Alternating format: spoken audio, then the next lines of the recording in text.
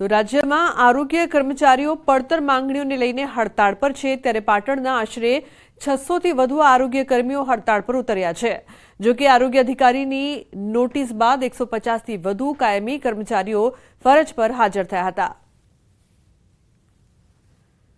हालना आरोग्य कर्मचारी हड़ताल पर है, जेना कारणे टीबीना दर्दीओ, सगर्भा महिलाओं होय वारंवार जे टीबीना दर्दी होय के सगर्भा महिला जे एनी सारवार करवा आवता हाल जे कर्मचारी वर्ग ही हड़ताल पर है।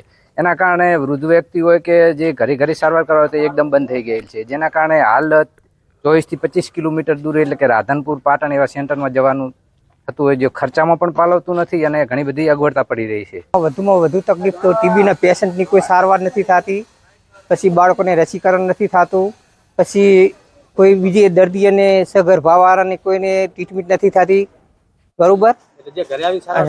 હા, એ તારી કશું બધું બંધ જ છે, એટલે ગામડામાં વધુ તકલીફ રહેશે।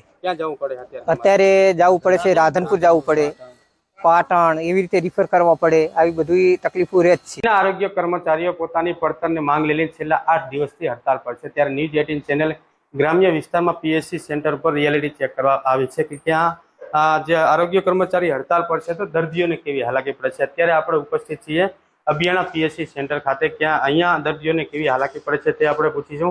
અહીંના મેડિકલ ઓફિસર હાજર છે। સાહેબ, આરોગ્ય કર્મચારી હડતાલ છે, કેવી તકલીફો દર્દીઓને?